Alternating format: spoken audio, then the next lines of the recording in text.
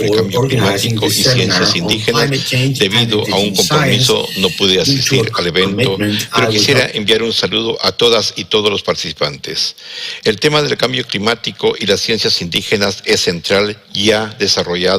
sido desarrollado a través de varios informes temáticos. El informe de 2022 sobre las mujeres indígenas y su papel en la transmisión, conservación y producción del conocimiento científico y técnico indígena plantea que el conocimiento indígena no es tradicional, sino científico, y debe ser considerado como tal en el marco de las políticas públicas de cambio climático y conservación. En el informe se pueden encontrar muchos ejemplos concretos de cómo los conocimientos de las mujeres indígenas en la gestión de la tierra, de las semillas y la hidrología contribuyen a la conservación de la diversidad biológica. El informe destaca los diversos factores que amenazan los conocimientos de las mujeres indígenas, como la pérdida de tierras, territorios y recursos, el racismo y la discriminación racial, la violencia contra las mujeres y las niñas indígenas y la apropiación indebida de sus conocimientos. El informe pide a los estados que adopten medidas concretas para hacer frente a estos factores que amenazan a las mujeres indígenas y sus conocimientos. Entre las diversas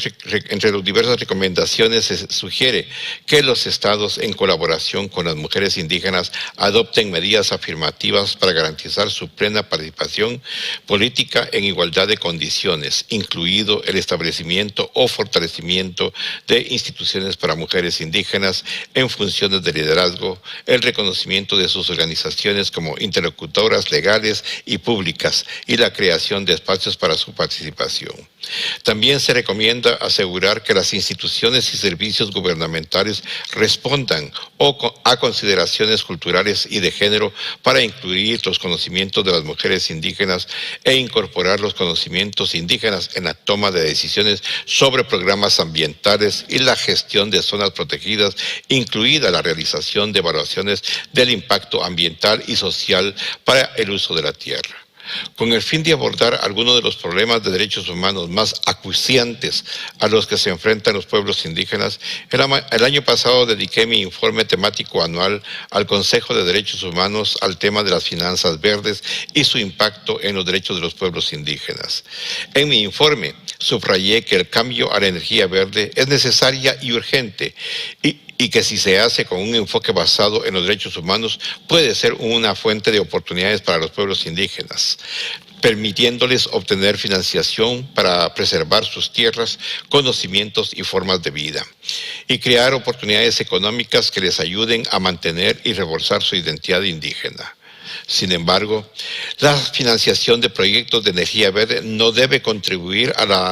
las violaciones de derechos humanos que actualmente plagan los proyectos extractivos y otros relacionados con los combustibles fósiles.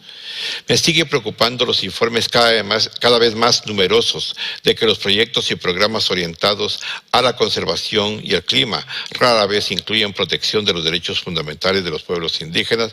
Por ejemplo, en mi informe 2022 sobre áreas protegidas y derechos de los pueblos indígenas, se destacaron varios problemas de violaciones de derechos humanos relacionados con el desarrollo de proyectos de conservación como Red Plus y áreas protegidas como desalojos forzosos, reparto injusto de beneficios y violaciones del derecho a la tierra, entre otros. En relación con la transición verde, los estados, las instituciones financieras internacionales y el sector privado desempeñan un papel fundamental en la formulación de las políticas más allá de sus inversiones financieras y deben tomar medidas para garantizar los derechos de los pueblos indígenas, que se consulta a medidas para garantizar los derechos de los pueblos indígenas, que se consulta a los pueblos indígenas, que estos dan su consentimiento y que participan de forma significativa en la elaboración y ejecución de proyectos y programas que puedan afectar a sus derechos e intereses. Para lograr una transición verde justa será imprescindible que los estados y otros actores financieros acaben con la asimetría de poder que siguen caracterizando a la financiación de la asistencia para el desarrollo. Cuenten con la participación equitativa de los pueblos indígenas y en particular de las mujeres indígenas como partes relevantes en el proceso de financiación y fomenten una cooperación y solidaridad reales.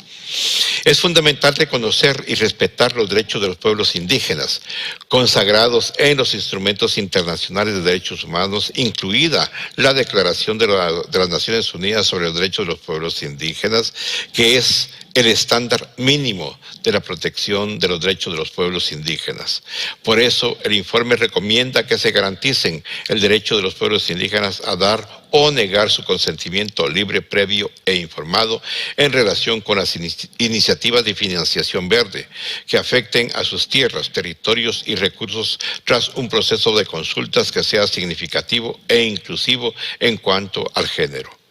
Los estados deberían velar por que los pueblos indígenas tengan acceso a información pertinente y puedan expresar su opinión con libertad y tomar decisiones sin coacción ni manipulación.